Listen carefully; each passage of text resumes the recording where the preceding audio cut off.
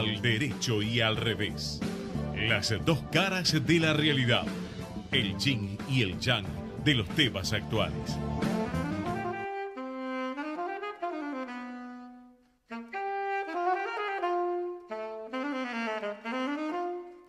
Buenas noches, ¿qué tal? Programa número 88 del Derecho y al Revés. Hoy tenemos un programa recontracargado, Sí, así señor. que tenemos que... No tenemos tiempo, no tenemos preguntas tiempo. cortas, respuestas más cortas todavía. Sí, y sí. vayamos con un programa, tratémosle de sacarle el jugo a los invitados, que ahora ya mismo lo va a presentar Alejandro. Adelante, Sí, Alejandro. tenemos dos invitados realmente sumamente interesantes. El diputado Pablo Tonelli, que no necesita mayor presentación, miembro del Consejo de la Magistratura, un hombre que está en los temas de la justicia desde hace muchos años y que, bueno, obviamente... Yo quiero agradecer públicamente y en la radio que en la condición de amigos no sé, éramos muy jóvenes cuando andábamos en Pinamar con tu padre y tu madre, bueno, y en La Plata también, y que nos ha prestigiado la entrevista de hoy viniendo acá, por lo cual le agradezco mucho todo lo que hace. Así es, le damos la bienvenida a él y le damos la bienvenida también al doctor Marcelo de Jesús,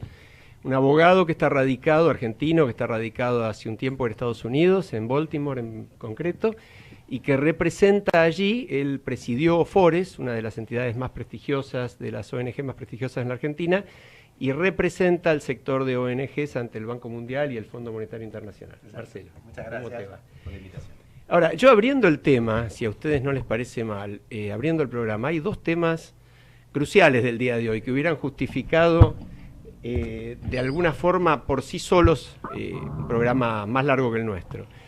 Por un lado, la Corte Suprema dejó sin efecto una medida cautelar que por ahora estaba permitiendo que los jueces designados a partir de enero de 2017, que eran funcionarios de la justicia antes de ser designados, no pagaran el impuesto a las ganancias. Es decir, concretamente, hay una ley, ahora le vamos a pedir al diputado justamente, que es el autor de la iniciativa, sancionada a fines de 2016, por la cual a partir de enero de 2017 tenían que pagar ganancias los jueces. Queda en discusión los demás jueces, pero esos tenían que pagar. Inmediatamente, como alguna vez dijo una expresidenta, a nadie se le niega una cautelar, inmediatamente se consiguió una cautelar para que los que habían sido funcionarios no pagaran, porque insólitamente en la Argentina, no solo los jueces, eso también le vamos a pedir al diputado que nos lo aclare, no pagan ganancias. El otro gran tema que lo dejamos para después es el procesamiento del empresario, quizás uno de los más destacados de la Argentina, ¿no? De Paolo Roca. Pero, sin perjuicio de que al doctor Tonelli le vamos a pedir que nos cuente algo del Consejo de la Magistratura, donde él está, que este órgano tan importante que nos hace los jueces. Tal cual. Y nos los remueve a veces. Ya que estamos siguiendo un poco lo que decía Alejandro, doctor Tonelli, con respecto a esta resolución de la Corte en cuanto a el nuevo funcionamiento de las personas que quedan incorporadas en el, digamos, como ya no exentos, sino personas que deben tributar en impuestos a las ganancias, gente del Poder Judicial, magistrados y funcionarios, entiendo que también. ¿Qué opinión tiene? Y si nos puede hacer un raconto de los últimos tiempos. Sí, por supuesto. La opinión que yo tengo es muy positiva y es muy favorable a lo que ha resuelto la Corte. El problema viene desde hace mucho tiempo. Nuestra Constitución tiene un artículo que dice que las remuneraciones de los jueces no pueden ser reducidas bajo ningún concepto. Lo cual, sin la menor duda, al menos desde mi punto de vista, estuvo pensado en su momento para evitar que un gobierno redujera arbitrariamente las remuneraciones de los jueces como modo de someterlos a los jueces. Igual cláusula tiene la Constitución de Estados Unidos. Bueno, en Estados Unidos resolvieron el problema a finales de la década del 30 del siglo pasado, del mismo modo que propusimos hacerlo nosotros. Es decir, los nuevos pagan, los que ya están y la Corte los consideró exentos, siguen así, pero los nuevos pagan. Esto se aprobó por una ley de 2016 y el 1 de enero de 2017 todos los magistrados que fueran designados a partir de ese momento debían pagar impuestos a las ganancias. Pero apareció la cautelar, promovida por la Asociación de Magistrados, de acuerdo con la cual, y según lo que dispuso el juez de primera instancia, se entendía que nombramiento era el de aquellos jueces que venían de fuera del Poder Judicial, ya sea nacional, provincial, o que trabajaran como funcionarios. Eso hizo que al día de hoy haya solamente 12 jueces que están pagando el impuesto a las ganancias. Este es un buen dato, o sea que Claro. solamente 12 jueces en la Claro, pero actualidad ahora, están pagando. a partir de esta revocación de la cautelar dispuesta por la Corte... ¿A cuántos iría? Y a más de 100. Una cifra importante. Sí, van a ser 110, 120. Y funcionarios, que hoy en día creo que son alrededor de 60 o 70, van a ser varios cientos los que empiecen a pagar el impuesto a las ganancias. ¿Y eso por qué, doctor? Porque no entendí muy bien lo de los Claro, funcionarios. hay- ¿No hay están func- exentos los funcionarios? El artículo de la Constitución no alcanza a los funcionarios, alcanza a los jueces.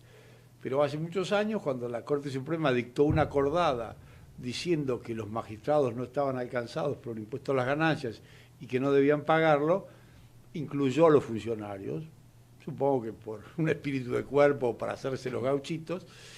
Y además esto sirvió como un mal ejemplo, porque después se fue extendiendo.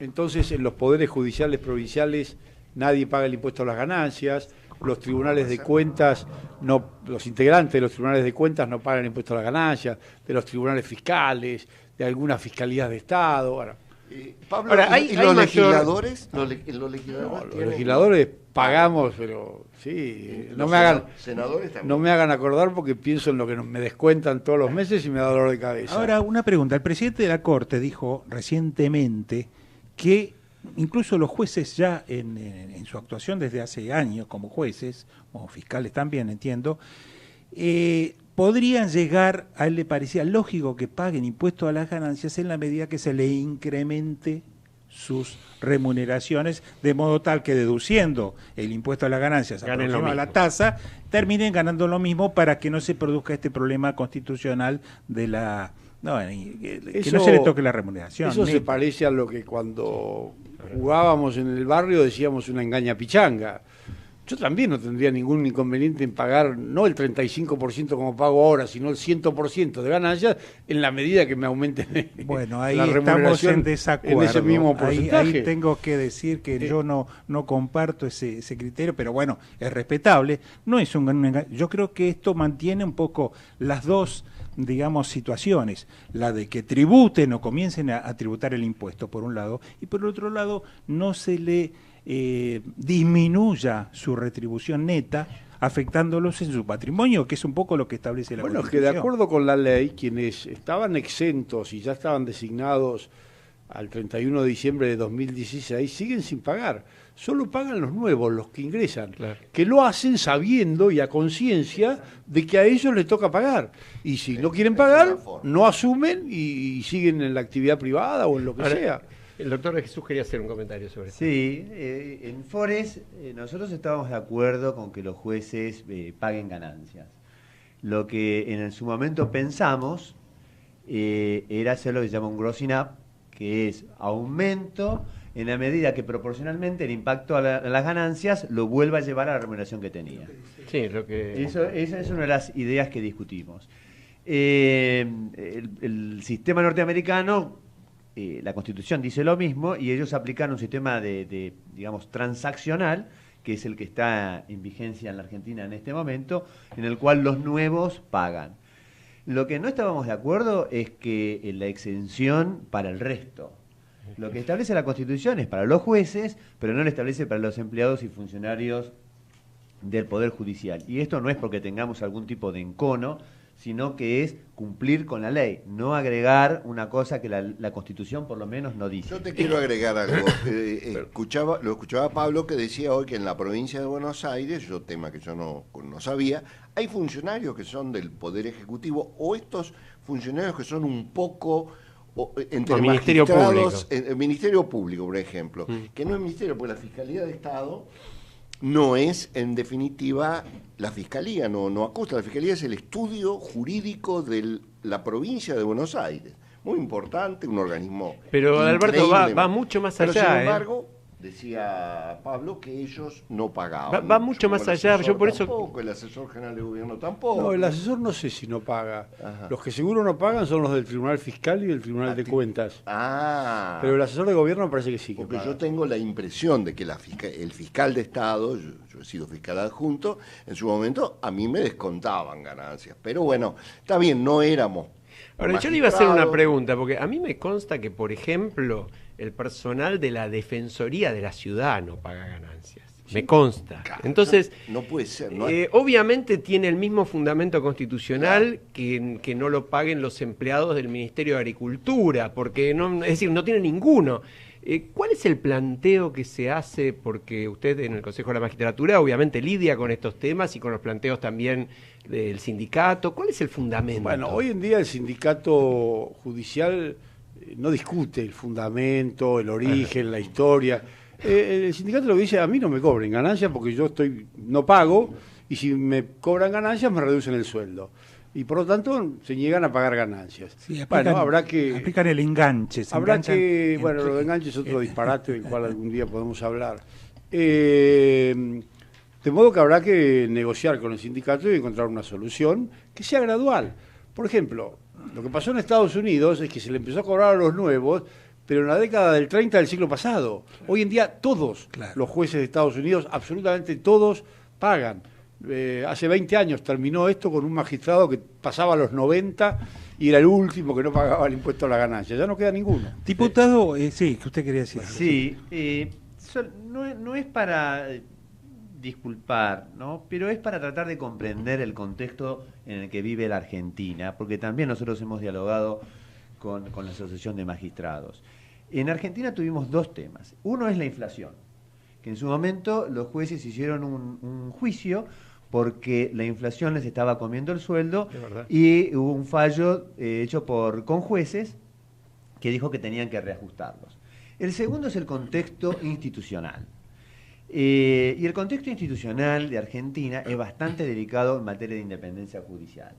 Entonces, nosotros durante varios años y en diferentes periodos hemos tenido gobiernos que han tratado de afectar de diferentes maneras la independencia judicial. Entonces, la Constitución dice que, de mi concepto, no hay que disminuir los sueldos, pero la ley de las ganancias es una ley general que se le aplica a todos los ciudadanos de Argentina, debería aplicárseles.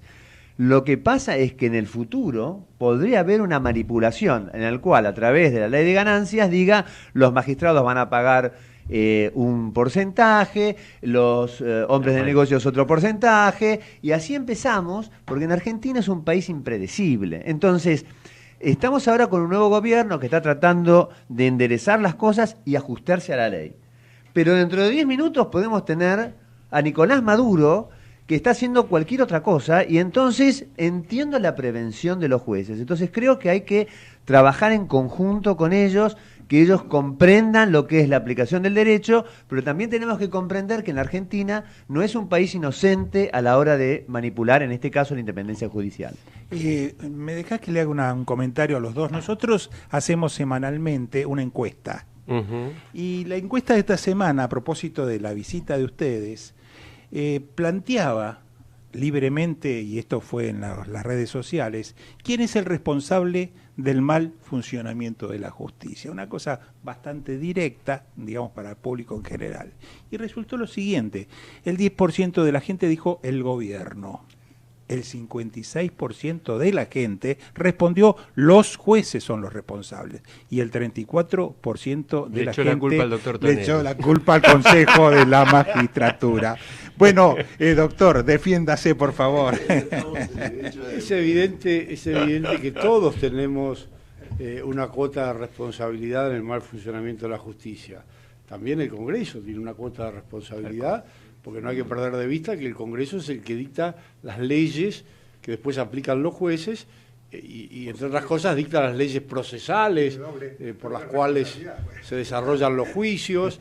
De modo que yo creo que todos tenemos responsabilidad. Los jueces, sin duda, son los primeros responsables, pero también el Consejo es responsable, todos. Y entre todos tenemos que tratar de enfocarnos en los cambios que la justicia necesita, que son administrativos, organizativos, legislativos, formativos, de toda índole, y todos nos tenemos que poner de acuerdo para tratar de que la justicia mejore. Pero creo que la responsabilidad es compartida, más allá de los distintos porcentajes de responsabilidad. Yo le quería hacer al doctor Tonelli, mientras lo tenemos, porque después sabemos que está ocupado y se tendrá que retirar en la segunda mitad, una pregunta un poco más directa y punzante, porque es una pregunta que la calle plantea todo el tiempo. Hay acusaciones muy, muy duras hechas contra jueces federales. Algunos de esos jueces federales han sido sometidos a enjuiciamiento, han renunciado, ha habido situaciones de estas, pero hay una opinión que inclusive no solamente es de la calle, nosotros hablando en este programa con jueces federales destacados, recibimos de ellos la misma sensación de que la justicia federal está en deuda con la sociedad. La sensación es que muchos de ellos, sobre todo jueces de primera instancia con acusaciones graves, tienen procesos que están muy demorados en el Consejo de la Magistratura. ¿Cuál es su sensación sobre eso? No, no me parece. Nosotros encontramos el Consejo de la Magistratura en diciembre de 2015 con mucho atraso, no solo en los expedientes disciplinarios, sino de modo muy particular en los expedientes de designación de jueces. Recuerden ustedes que el gobierno anterior, en vez de designar jueces por el mecanismo previsto en la Constitución, designaba subrogantes, que le resultaba mucho más fácil, que además los escogía como le daba la gana, y así fueron los mamarrachos que nombró. Pero hemos remontado el atraso en los dos aspectos. Yo comentaba hoy antes de empezar el programa... ¿Tenemos números? Sí, nosotros encontramos el Poder Judicial con un 33% de vacantes. Es decir, 33%. De unos 1.000 magistrados que integran el Poder Judicial de la Nación, había unos 330 que no estaban, que eran reemplazados por subrogantes, designados a dedo por el anterior gobierno. Nosotros hicimos dos cosas. En primer lugar, aprobamos una ley en el Congreso que le quitó al Consejo de la Magistratura la competencia para designar subrogantes. Ahora los subrogantes los designa cada Cámara de Apelaciones respecto de los juzgados, respecto de los cuales ella es la alzada, y también respecto de ella misma. Primer punto. En segundo lugar, hemos remontado el atraso con una enorme cantidad de concursos tramitados y de designaciones realizadas. De ese 33% de vacantes que encontramos, hoy debemos estar en un 8, un 9, a lo sumo un 10%. Muy importante. Y ojo, ¿saben cuántos pliegos hay en el Senado en este momento para que el Senado considere? 100. Hay 100 pliegos enviados por el Poder Ejecutivo para que el Senado los considere, le dé acuerdo, y el Poder Ejecutivo los pueda designar. Y no anda muy lejos la cantidad de ternas que hay en el Poder Ejecutivo. Ese 8 o 9% va a bajar aún bastante más. Yo creo que a este ritmo nosotros en 2 años ponemos al Poder Judicial al día, y a partir de ahí nos vamos a tener que ocupar de las vacantes vegetativas, las normales. Oye, pero respecto a disciplina, les doy otro dato, ya que les gustan los datos. Sí. El Congreso, que antes de la existencia del Consejo de la Magistratura ejercía el poder disciplinario sobre los jueces, desde que se sancionó la Constitución Nacional hasta 1998, que empezó a funcionar el Consejo de la Magistratura, destituyó 18 jueces. Son los mismos que ha destituido el Consejo de la Magistratura desde el 98 hasta ahora, en 20 años. Y además de eso tenemos muchos jueces sancionados, con sanciones menores a la destitución, y la Comisión de Disciplina ha funcionado y está funcionando. No recuerdo, no tengo presente que tengamos atrasos significativos en la Comisión de Disciplina. Sí, no hay atrasos, pero sí hay muchos rechazos de denuncias bastante fundadas sobre responsabilidad de los jueces, más allá del contenido de la sentencia. Bueno, voy a explicar lo de los rechazos. Efectivamente, nosotros en la Comisión de Disciplina y en el Consejo debemos rechazar más del 90% de las denuncias, posiblemente el 95%. ¿Pero por qué? Porque ese 90 o 95% de denuncias son denuncias de personas que pierden un juicio y cuando se le acaban los recursos procesales van y denuncian al juez. Entonces, la enorme mayoría de las denuncias son por ese motivo y lógicamente hay que desestimarlas.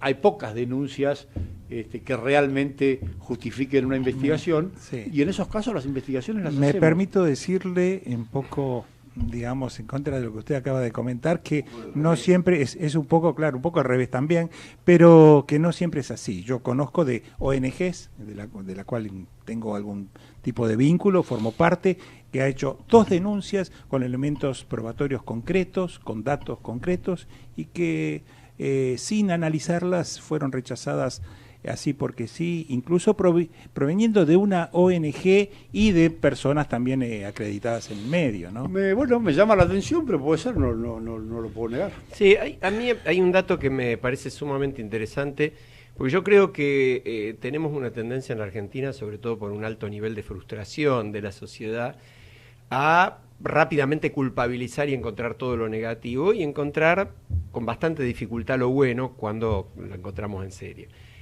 Una de las cosas significativas que ha hecho el Consejo de la Magistratura, en mi opinión, es una auditoría sobre los juzgados federales. Y yo le pediría, porque se habló de esto, hubo artículos sobre esto, se comentó, pero rápidamente las noticias pasan por la primera plana a 1 segundo y medio, ¿no? Y creo que esa auditoría dio resultados bastante importantes en cuanto a la lentitud de las causas, sobre todo causas de corrupción. Bueno, la auditoría fue solo sobre causas de corrupción, es decir, causas en las que se investigaran delitos de corrupción. Y los resultados fueron bastante desalentadores, porque mostraron, por un lado, unas demoras injustificables, causas que duran 20 años, 20 y pico, 15, 18, demoras injustificables. Y por otro lado, para decirlo en términos muy sintéticos, también mostraron un bajísimo índice de procesamientos y un muchísimo más bajo índice de condenas. Son vergonzantes los índices de procesamiento y de condenas. Si bien seguimos trabajando en los resultados de la auditoría, que son muchos y muy complejos, nuestras primeras impresiones son que esos bajos resultados no son por déficit en la legislación, ya sea procesal o de fondo, sino por déficits en la tramitación, porque es notable la diferencia en los índices de un juzgado a otro. Eso demuestra que hay jueces que trabajan con cierta celeridad y eficiencia y otros jueces que notoriamente no trabajan ni con celeridad ni con eficiencia. Doctor Tonelli, yo tengo una pregunta cortita a propósito de eso. Con los resultados de la auditoría, ¿el Consejo de la Magistratura adoptó algún tipo de decisión, recomendación, sugerencia o algo? Porque aún si no, la auditoría es algo abstracto. Lo vamos a hacer, pero aún no, porque todavía estamos procesando, es mucha la información, es muy compleja, estamos todavía procesándola, los primeros resultados se han dado a conocer públicamente, pero hay mucha tela para cortar, pero sin duda cuando terminemos de analizarlo, vamos a hacer recomendaciones posiblemente al Congreso, posiblemente al propio Consejo de la Magistratura, posiblemente a la Corte Suprema, ya veremos. Los próximos meses. Pablo, nosotros tuvimos la vez pasada, en una de nuestras audiciones, a Francisco Roncoroni. El Bocho Roncoroni. Me lo encontré el viernes pasado, llevé a dos de mis nietas a la escuela ahí en Citibel, y en la esquina de la escuela me lo encontré a Bocho Roncoroni. Qué casualidad, que hacía muchos años que no lo veía. Bueno, y que ha sido presidente del Consejo de la Magistratura en la provincia, uno de los grandes impulsores. Y una de las cosas que Bocho decía, luego, y relataba un poco luego cuando él se jubila de la Corte. Fue presidente de la Corte. Fue presidente de la Corte durante bastante tiempo, y cuando él se jubila, se va a Francia a estudiar el sistema de la magistratura. Y una de las cosas que decía Francisco Roncoroni, para nosotros Bocho, nuestro gran amigo, dice, allá hay una escuela de la magistratura. Allá, ¿qué pasa? Un abogado se recibe y dice, yo no quiero ser abogado del litigio o de la empresa, y quiero ser magistrado. Entonces ingresa en una escuela de magistratura, donde si es admitido, se le empieza a pagar una remuneración ya estando en la escuela de la magistratura por haber superado un importante examen de capacidad. Y entonces se va formando de esa manera. Y entonces van formando el juez, que no es solamente el que sabe derecho, sino es el que tiene pasta de juez de alguna manera, porque esta es la verdad. Los jueces, los mejores jueces no son los que más derecho han sabido o los grandes doctrinarios, sino es realmente el que tiene sensibilidad y psicológicamente sabe resolver el pleito. ¿Tenemos algo pensado de esto? No, ya coincido con la importancia que tiene esa escuela.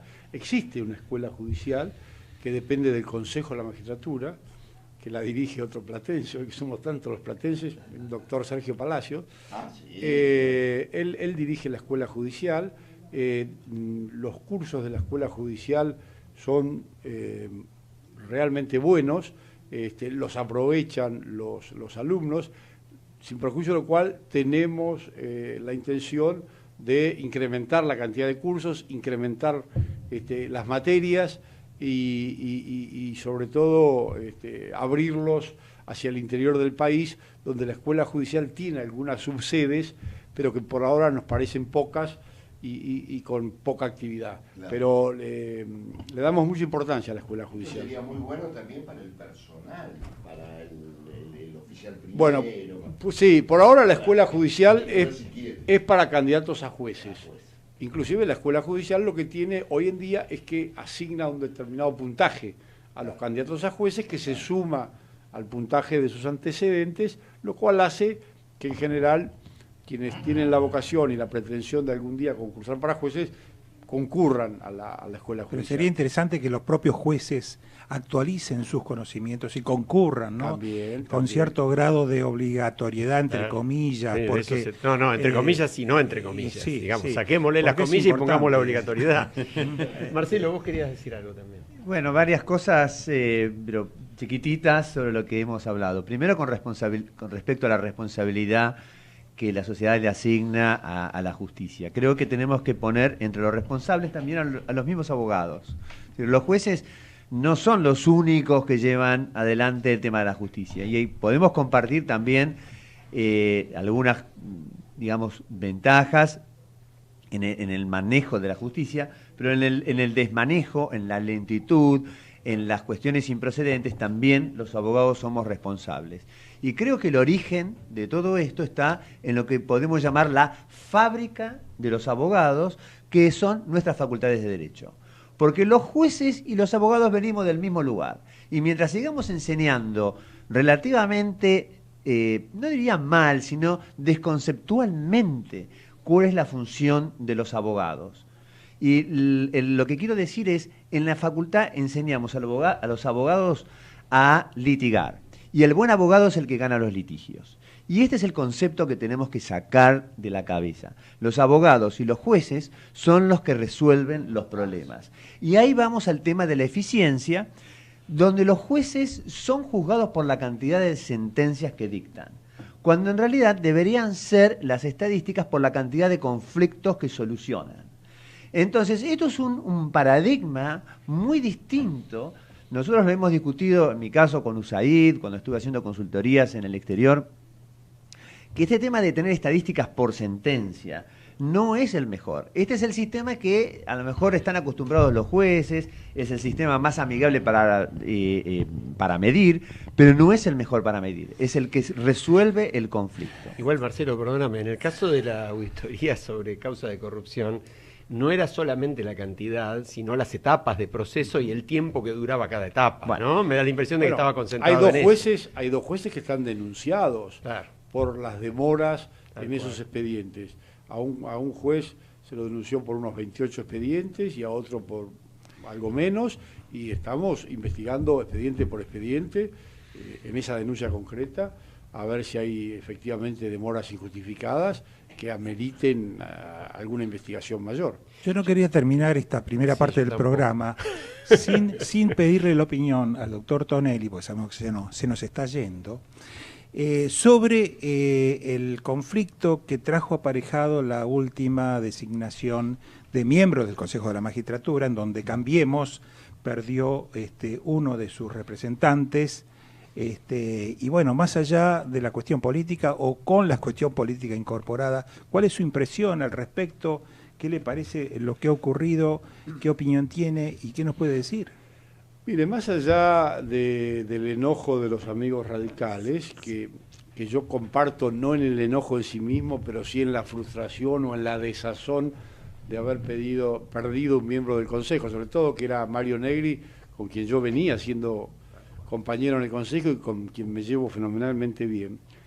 Pero en última instancia hay que decir que la mayoría de los consejeros la elige quien suma más votos en la Cámara de Diputados. y quien suma menos votos le toca a la minoría. Y bueno, hubo una alineación de bloques peronistas más otros bloques menores que nosotros nunca supusimos que se podía dar, porque eran bloques que hasta ahora más bien se sacaban chispas entre ellos, que sumaron más votos que nosotros. Y bueno, pero entonces así funciona la democracia. Automáticamente tenemos la repregunta, y en su rol ya de legislador, no tanto de miembro del Consejo, ¿no habría que disminuir la composición política de los miembros del Consejo e ir a una composición mayoritariamente técnica? No, Pregunto. no creo. ¿No? Creo que, por ejemplo, cuando en general se habla de una integración técnica, la mayoría de la gente piensa en los jueces.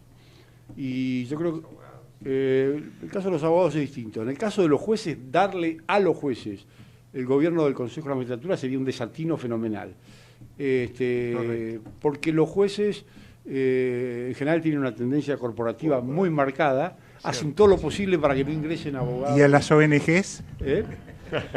Bueno, las ONG, no sé, Bueno, es es más difícil, pero Hoy día el pueblo es a la mí me ONG, parece- la expresión del Bueno, pueblo. una La sociedad parte, civil. por lo menos. a mí me parece que la composición del Consejo está bastante bien, con una excepción, y es que la representación de los abogados es escasa, no es equivalente a la de los jueces, y además están segregados por la ley de alguna comisión muy importante como es la de selección. Eso sí, nosotros en un proyecto que elaboramos el año pasado y que el Poder Ejecutivo mandó al Congreso, pero que todavía no ha sido tratado, lamentablemente, eso lo modificábamos y establecíamos una representación igualitaria para abogados y jueces, y con mayor participación de los abogados en las comisiones del Consejo. En la última, solamente para 30 segundos, por su tiempo, no por el nuestro. Es un desastre. Preocupación y silencio en el establishment luego del procesamiento del CEO de Techin. Le estoy leyendo un título de última hora. Los empresarios hablan de mala señal para los negocios. ¿Qué opina del procesamiento de Pablo Roca? Yo opino que como decisión de la justicia y como decisión de la justicia independiente a la que aspiramos hay que respetarla. No puedo opinar del contenido de la decisión, cosa que haría con toda libertad, porque no lo he leído aún. Correcto. Es decir, más allá de que hay que respetar las decisiones de la justicia, uno tiene todo el derecho de decir me parece bien, me parece mal, está bien fundada, está mal fundada. En este caso no puedo decir nada porque no he leído aún el procesamiento, pero lo que sí tengo que decir es que hay que respetar a rajatabla y a ultranza la decisión del juez, y quien no esté de acuerdo lo que tiene que hacer es apelar, ir a la Cámara, después a casación, etcétera, etcétera. Bueno, les pido a mis amigos me dejen despedirlo Sí. a Pablo, porque yo he sido el que lo ha supuesto. convocado, empecé por su señora Gabriela, para decirle, bueno, si Gabriela me dice que sí, seguro que Pablo viene. Por supuesto, claro. ¿Qué vas? Como pasa en todas las Eso no hay la menor duda. Bueno, así que Pablo, te agradecemos muchísimo, nos has honrado con tu presencia acá, espero que te hayas sentido cómodo, Sí. y de parte nuestra, por supuesto, nos hemos sentido muy Yo bien les contigo. les agradezco enormemente la invitación, por supuesto que me he sentido muy cómodo y muy honrado de estar acá. Lamento que otro compromiso me haga irme antes de que termine el programa, pero sí, con todo gusto puedo volver como ustedes quieran a seguir conversando de estos temas. Bueno, agradecemos mucho y nos vamos a la pausa. Ecomedios.com AM1220. Estamos con vos. Estamos en vos. Descarga gratis de tu celular la aplicación Ecomedios. Podés escucharnos en vivo, informarte con las últimas noticias y entrevistas en audio y video. Búscala y bajate la aplicación Ecomedios. Podés vernos en vivo en ecohd.com.ar. Conectate con nosotros. Contestador 5 254 2353. Los lovers lo likean todo. Y con Personal están más rápidos que nunca. Subís una foto poniendo trompita y los lovers te suben la autoestima al instante. Disfrutá vos también de la red 4G más rápida del país. Personal. Más información en personal.com.ar/4G. Por fin, Deco Propuestas Decorativas. Empresa familiar dedicada a la decoración integral. Cortinas tradicionales, rollers, romanas, orientales, verticales, venecianas, entelados, tapicería en general, toldos. Visite nuestro showroom en Honduras 4613, cuarto piso, oficina 402, Ciudad de Buenos Aires. Contacto al 15 44 78 60 87. Atención personalizada. También nos puede encontrar en www.porfindecoraciones.com.ar.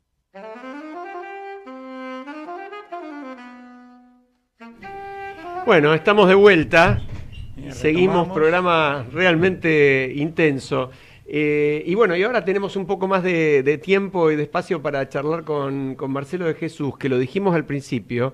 Es un abogado que fue presidente de Fores, que está radicado en Estados Unidos y que representa, esto es muy interesante y no es conocido, a las ONG ante el Fondo Monetario del Banco Mundial. ¿Por qué Pero no? las ONG de toda América Latina, ¿no es cierto? O de América en general. En mi ¿Cómo? caso represento a las de Latinoamérica, pero el board, el consejo, Sí. tiene representantes de África, de Asia, del norte de América. Hay una subrepresentación asiática también, es de todo el mundo. ¿Y cuál es el propósito de que las ONG estén representadas en estos foros?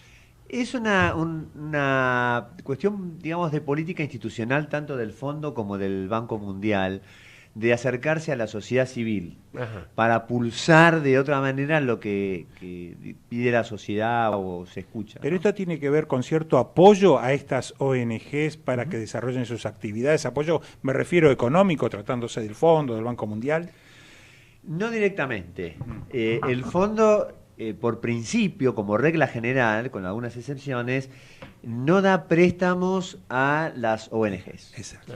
Existen algunas excepciones cuando un país se adhiere, son 30, en Alemania, Suiza, los que permiten que el fondo trate directamente con alguna ONG para recibir alguna subvención, algún préstamo para proyectos, tanto como si fueran los proyectos del país. Pero esto empezó ya hace unos años con una idea más académica, que es 2 reuniones bianuales que se hacen en Washington, y cada 3 años se hace en el Congreso Mundial, que se hizo ahora en Bali, en octubre. Hace 3 años se hizo en Perú, va rotando por continente. Y ellos invitan a algunas ONGs a quienes le pagan los gastos para asistir. Esa sería, digamos, la asistencia financiera.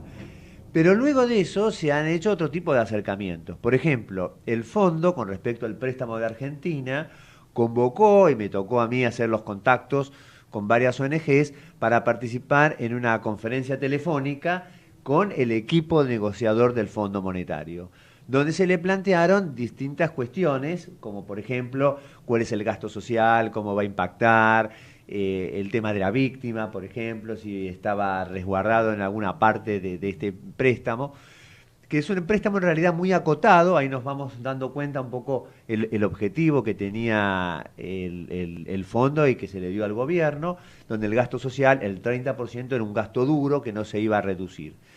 Entonces ellos van teniendo este tipo de conferencias, pulsan lo que la sociedad civil les va transmitiendo, y es un acercamiento Ahora, muy interesante. y en esa línea, yo leí un artículo tuyo en La Nación, de hace unas semanas, donde vos justamente planteabas que por primera vez el fondo está empezando a analizar el tema corrupción también. Sí, sí. Ajá. El Fondo Monetario tuvo un proceso de unos 3 años que en abril de este año, durante la reunión semianual que se hizo en Washington, dictó las nuevas reglas de corrupción para, en realidad, reglas de gobernanza, lo llaman ellos, pero donde hablan especialmente con los términos corrupción, cuáles son los condicionamientos que va a tener los préstamos que el Fondo Monetario otorga a los países. No se le aplicó, a mí me tocó preguntarle al jefe negociador por qué, si se le aplicó a la Argentina, nos respondió que no. No, claramente porque le dieron el préstamo. Claro. Que no se aplicó, no cabe mucha duda. Claro, ellos dicen que es un préstamo contingente, que es un préstamo de emergencia, y por lo tanto las reglas de aplicación de esos préstamos no lo van a hacer. Ellos van a empezar con los países más desarrollados, que voluntariamente se han ofrecido, a lo mejor seguramente hubo alguna negociación, se ofrecieron para el monitoreo anticorrupción. Si los sistemas de evaluación que ellos tienen son los que lo van a pasar sin condicionamientos, los que tienen que rehacer o reformular algún tipo de política y aquellos a los cuales ya no se les va a poder dar préstamos. Marcelo, una pregunta muy puntual sobre eso. ¿Cómo se ve desde afuera? Vos estás hace cuánto tiempo en Estados Unidos? 4 años. 4 años. Y estás vinculado con los organismos internacionales. ¿Cómo se ve desde afuera un país como la Argentina, donde las causas de corrupción duran en promedio 14 años? Bueno, el contexto en el cual, por lo menos hablo desde Estados Unidos, se lo vio con mucha esperanza con el cambio de gobierno, por muchas cosas. En primer lugar, un país más amigable para los negocios, para las inversiones, la reformulación de las estadísticas que Argentina ya no tenía. Argentina estaba también distanciada del Fondo Monetario porque cuando uno se adhiere al Fondo Monetario tiene un estatuto y entre ellos tiene que cumplir lo que se llama el artículo 4, que es el análisis anual de las cuentas y estadísticas públicas, que Argentina se negó a que se le hiciera esa revisión. Y eso es como para abrirse de una institución a la cual voluntariamente uno es parte. Si uno no quiere ser parte, se abre la institución. Y si es parte, tiene que cumplirlo. Se lo vio con mucho entusiasmo. Lo que sí se dijo siempre es que iba a ser un proceso muy doloroso de cambiar los déficits que nosotros teníamos, fiscal, el déficit público, la inflación, digamos, Argentina estaba fuera del escenario mundial, en muchos sentidos, que se lo veía con mucha esperanza y que iba a ser muy doloroso. Pero todavía las inversiones no llegan, con quien me toca conversar Argentina tiene que hacer muchos deberes en ese sentido, y es como están esperando. Yo tengo una pregunta, es un poco complicada, pero me parece que es de fondo y tiene muchísimo que ver con tu función actual, que es la siguiente. Las ONGs en general, las más, digamos, punzantes, las más cuidadosas, las que han ido más a fondo en los últimos tiempos, se nutren de fondos que provienen de distintas procedencias, por allí algunas embajadas, por allí algunos organismos, por allí el propio gobierno del cual forma parte. Ahora, ¿qué pasa? Y esto se notó muchísimo en los años del kirchnerismo.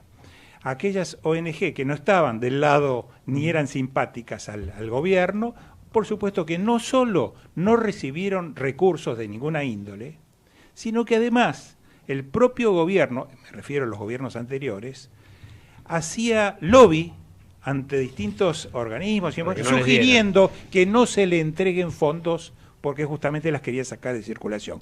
Ahora, la pregunta es esta. Frente a esta situación y aprovechando tu función y tu representación, ¿no habría que repensar, y esto tiene que ver con que lo que nos ha pasado en los últimos 15, 20 años a los argentinos, que es que no hemos tenido formas de control adecuado de los gobiernos y por eso tanta corrupción. Los organismos de control de los gobiernos han sido prácticamente, no han funcionado, por decirlo de alguna manera. Ahora están funcionando un poco mejor, pero todavía no están funcionando a pleno, no son independientes. Entonces, las ONG que quisieran de alguna forma cumplir ese rol porque realmente defienden intereses de la sociedad civil, no debieran ser apoyadas más, reforzadas desde el punto de vista económico, de lo que fuera, como para que ejerzan ese rol que hoy está vacante y que no solo lo haga el periodismo como lo viene haciendo denuncias, etcétera, etcétera. Es una pregunta difícil, muy amplia, pero bueno, te la dejo planteada. Vamos a separar. Durante el gobierno anterior, al carecerse de estadísticas, no se sabía bien cuál es el ingreso promedio que tiene el habitante en Argentina. Y esto es muy importante porque a nivel internacional los préstamos, los subsidios y las ayudas se dan de acuerdo a las categorías que tenga un país. Argentina en el año 2015 fue catalogada como país de altos ingresos. Y eso hacía que las ayudas para las ONGs no fueran importantes. Claro. Si hubiéramos caído un escalón más abajo, las políticas, por ejemplo, de Estados Unidos, a través de USAID, las que tenga el Banco Mundial, hubieran ayudado más. Entonces, fue una especie de situación maquiavélica donde uno se apoya de políticas que a nivel internacional son probadas y sirven Claro. para que acá no se le aplicara y no se ayudara a las ONGs como vos mencionás. El segundo es la Convención Interamericana contra la Corrupción. Establece específicamente que la sociedad civil tiene que tener voz en una cantidad de cuestiones, como designación de funcionarios, que es lo que mencionábamos en el bloque anterior, y que acá esa sociedad civil está como silenciada. De hecho, ha tenido que hacer juicios porque no se transparenta la información. Así es. Lo cual es inadmisible. Y se peleó incluso años por el derecho al acceso a la información, Y que actualmente, recién con se una ley consiguió. vigente, actualmente también Recién hay se consiguió en problema de 2016 y con la ley vigente hay que seguir haciendo amparos para que la información se dé. En distinto grado, aclaremos, porque también hay grados, no es lo mismo con este gobierno que con el anterior, pero sigue habiendo amparos. el tema de las por declaraciones negativas. juradas, por ejemplo, Bueno. que salió un fallo de este año Así es. que no se daba a conocer. Así es. Entonces, creo que todavía lo que sugiere la pregunta es que hay una resistencia para que la sociedad civil pueda tener su voz. Vuelvo con una reflexión anterior. En el exterior también son conscientes que existen sociedades civiles o ONGs manipuladas por el gobierno, donde reciben fondos para hacerse escuchar y que sirven para apoyar. Entonces, lo que hay que discriminar son las ONGs que seriamente están trabajando desde hace un tiempo, que uno tiene fondos, formas independientes de financiamiento, correcto. Y también hay que definir mayores políticas de ayuda.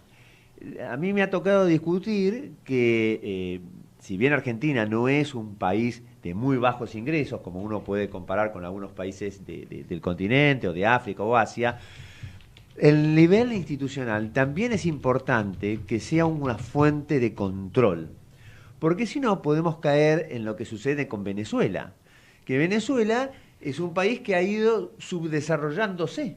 Sí. Entonces, evitemos esa situación, aun cuando el país no califique como de bajos ingresos, porque hay una cuestión beneficiosa para todos, que es el Estado de Derecho, que es el gobernar con transparencia, que es el de ser eficientes, y eso no tiene nada que ver con el nivel de ingresos que pueda tener un país.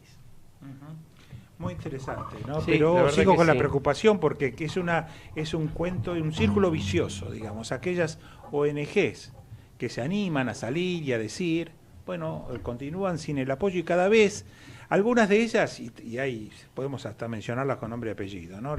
Algunas de ellas han virado en sus objetivos, han dejado de combatir la corrupción y se están dedicando a otros temas, a otras cuestiones más sociales, cuestiones vinculadas con la pobreza, y dejaron de hacer críticas a la corrupción. ¿No sabés Ahora, que yo... Marcelo, yo tengo una pregunta para Marcelo. Dale.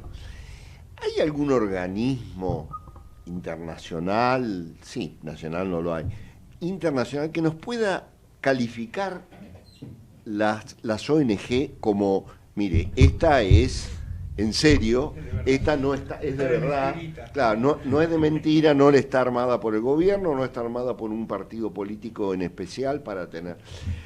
Hay algo que yo en lo personal he sacado de todo lo que he aprendido estando acá y de lo que aprendí de Alejandro y de Alfredo por estar compartiendo la silla en esta radio, y que es lo que me ilusiona seguir estando acá.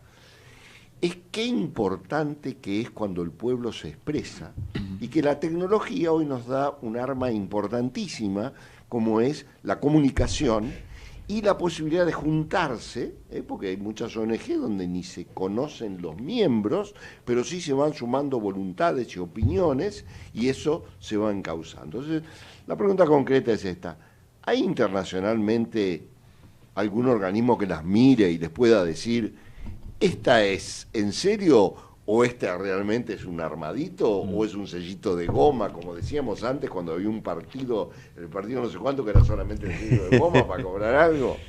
No que yo conozca. Yo tengo relación con la OEA, con el Fondo Monetario y con el Banco Mundial. En esta relación con la gente que maneja sociedad civil dentro de estas instituciones, ellos saben quiénes son, con su criterio, Las ONGs que hace tiempo que se dedican, que son probadas, es decir, tienen resultados, hacen políticas, los proyectos se cumplen, conocen quiénes son los directivos, saben si hay un directivo que es el único dueño de la ONG y es un proyecto propio. Pero la pregunta que vos mencionás apunta, ¿existe algún criterio objetivo? No. Ese es un tema que ahora estamos desarrollando con el Banco y con el Fondo Monetario desde la sociedad civil, que es cuál es el perfil que nosotros queremos y cómo lo vamos a definir, porque vemos más o menos las mismas deficiencias y preocupaciones que ustedes tienen. Sí, lo cual también es complejo, ¿no? Porque ahí está. Corres un importante riesgo de arbitrariedad. Ellos saben eso, sí. Yo quería, mientras nos quedan unos minutos todavía, tocar un tema que todo el mundo lamentablemente está tocando hoy. Y digo lamentablemente porque es un tema muy frustrante, muy argentino, ¿no? Que es el tema del River Boca suspendido y de toda esta tragedia vinculada con los barras bravas, la violencia. Y le quería hacer una pregunta a Marcelo en ese sentido, no sin antes decir que, más allá de que soy hincha de Boca desde que tengo memoria, pero la verdad es que si hay algo, que no querría hoy es que alguien tenga un título por todo esto. A mí me parece que desde lo personal diría que lo mejor sería que se declare vacante y que por una vez en la vida entendamos dónde está el problema, que ciertamente no está en quién tiró la primera piedra, porque piedras tiraron todos y muchas veces. Pero digo, esta imagen de un país que no puede ni organizar un encuentro que reúne la pasión de decenas de millones de argentinos a un nivel que destaca en el mundo. ¿Cómo se ve desde afuera? Vos estabas en Estados Unidos cuando esto pasó. Exactamente. ¿Qué reflejaron los medios? Porque yo leí un artículo de Caparrós en el New York Times, extraordinario a mi criterio, un artículo de Martín, pero ¿qué es lo que se ve? ¿Hay estupor ante esto? Bueno, tanto el New York Times como el Wall Street Journal. Página completa diciendo juega River y Boca la final de la Copa Sudamericana. Antes, anunciando la final. Sí. Ese es el nivel de importancia. El día sábado sale publicado. Impresionante. El Wall Street Journal tiene una edición del fin de semana. Y para uno como argentino, un orgullo que los diarios del mundo, que más importantes en Estados Unidos prácticamente, no he seguido el Washington Post. Página completa describiendo lo que esto significaba, las personalidades que viajaban desde Europa, desde el presidente de la FIFA, con gente que decía, es el clásico que siempre quise venir a ver y esta es la oportunidad. El nivel de frustración es lo que pasa después. Cuando yo estoy viajando, llego hasta las suspensiones de lo que están comentando, que es la parte, si se quiere, anecdótica. ¿Por qué se suspendió? Porque hubo gente tirándole piedras. De nuevo, página completa. Es decir, Estados Unidos, que el deporte del fútbol está creciendo, pero no es el nivel de importancia, le daba este nivel de jerarquía a lo que estaba pasando. Entonces era una oportunidad, una vidriera para que nuestro país pudiera aprovechar. Sí, en vísperas del G20 encima. Bueno, en vísperas del G20 además, porque después están todas las memes y los chistes. Muy interesante porque uno no esperaba realmente en Estados Unidos. No. Y de hecho vimos artículos, pero no esta idea de tapas, ¿no? Sí, anunciándolo. Yo mostrándole a mis hijos, miren, los diarios, lo que están publicando de nuestro país. Fuimos desde el orgullo a la tristeza. A la tristeza, sí, realmente. Sí, ahora, no se me había ocurrido lo de la vacancia, pero lo que creo es que esta gente violenta no debe tener un premio. Entonces, ganarlo en los papeles sería algo así como el homenaje a los violentos. Jugar, como escuché hoy, que se podría jugar fuera del país. Están hablando en Doha en este momento. Bueno. Con público, además. Sí. Y bueno, claro, pero allá... Sí, ¿quién va a llegar a Doha, no? Ahora, yo creo que trasciende, porque me parece que se vincula mucho con nuestros temas, Alfredo, fíjate. Yo creo que esto tiene una esencia vinculada con la corrupción sistémica. Sí. Los barras bravas son los soldaditos. ¿Me dejas que diga? Yo creo, por eso redondeo en un segundo, pero son los soldaditos de la misma dirigencia corrupta que maneja todos los grandes temas de corrupción desde el poder. Esto es el horror, ¿no? Dale. No, yo simplemente quería hacer la propaganda de que dentro de un par de horas creo que a las 10 de la noche vas a estar en La Nación Más hablando de este tema. Es invitado especial aquí Alejandro Drukarov, así que y justamente tocarlo a fondo por gente que está en la temática de la corrupción y que analiza el espectro así en forma general es muy importante, y un integrante importante de nuestro programa, uno de los conductores del programa. Bueno, pero vamos a tener que pasar un aviso paralelo, porque me parece que Alfredo a la misma hora va a estar en Intratables, sí, el programa político más destacado de la televisión argentina. Bueno, de manera que los oyentes van a tener que estar cambiando el dial. Con otro tema más difícil, más delicado, que es el del procesamiento de Bonadío de hoy, ¿no es cierto? Que también tiene que ver con la corrupción, casualmente. Pero, decinos dos palabras de eso, cambiemos el tema, porque... y bueno, es un tema muy complicado, muy grueso, delicado. En los negocios, ¿no? ¿Qué pasa? Aquellos que hablamos de corrupción, tenemos una tendencia, casi hasta diría natural, de ver con malos ojos todo lo que es sospechado de corrupción, ¿no? Y esto es, yo confieso en mi caso, a mí me pasa eso. Cuando veo que hay un funcionario o ahora últimamente empresarios involucrados en temas de corrupción o presuntamente involucrados, uno ya piensa mal, ya comienza a criticar, etcétera, etcétera. Ahora bien, ¿qué pasa si en algún caso no entran las generales de la ley?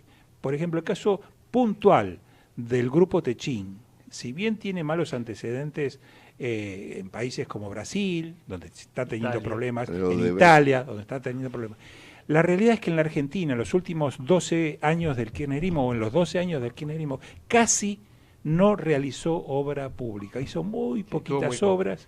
Ellos aseguran de que no ha tenido beneficios mediante obras, digamos, ni tampoco ha participado en cuestiones de corrupción. El tema por el cual se procesa a Paolo Roca fundamentalmente es el caso de la empresa Sidor, la venezolana, que le ha sido expropiada, y que no solo ha sido expropiada la empresa, y ahí yo pongo el acento, sino que a los empleados o funcionarios argentinos que trabajaban en Sidor no los dejaban en principio retornar a la Argentina una vez que la empresa iba a ser cerrada y expropiada. Expropiada entre comillas, porque para mí no se trató de una expropiación, y voy a decir por qué, o creo yo que no es el caso típico de una expropiación legítima.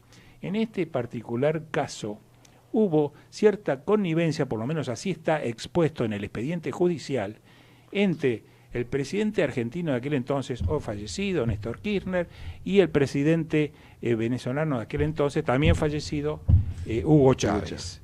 ¿Para qué? Para de alguna forma obtener algún tipo de beneficio para permitirle a la empresa Sidor, es decir, al Grupo Techín, cobrar la indemnización completa, completo, casi completo o razonable por el valor que correspondía a la empresa por esa, entre comillas, de nuevo, expropiación. Y para eso hubo un acuerdo, pareciera, y esto lo dice el expediente, no yo, hubo un acuerdo entre estos dos presidentes para, desde aquí de la Argentina y desde allí de Venezuela, cobrarle plata, yo diría sacarle en cierta forma plata. Y esto, más que una indemnización, tiene que ver más que nada con una cuestión de rescate, yo diría, porque ante un secuestro es un rescate. Como nos van a echar del aire y desde el revés, digo, me tomo... No, estaba muy perfecto, interesante, ojalá hubiéramos tenido más. interesante. Lo de Tonelli a mí me pareció muy atinado. Estamos hablando, no es una condena, es un procesamiento. Todos tenemos que estar a derecho. Que sea el principal empresario de la Argentina, habla bien de la justicia argentina, y no mal, que apele, que procese, que en todo caso vaya a juicio oral si corresponde, y que se lo absuelva si corresponde, o se lo condene si corresponde. Pero me parece que la explicación de Alfredo era pertinente. Marcelo, muchas gracias por tu presencia. Muchísimas gracias. Seguiremos en contacto. Cuando estés por volver a la Argentina, avisanos con tiempo y programamos otro encuentro. Acordate de nosotros. Por supuesto, Marcelo. Disfruté mucho del programa. Muchas gracias por la invitación. Y ante la desesperación de Federico, que me hace gestos desde el fondo, ¿qué sigue ahora? Espacio a Voces y Memorias con Hernán Dobri. Hasta el martes próximo. Un abrazo a todos. Gracias. Hasta el martes próximo.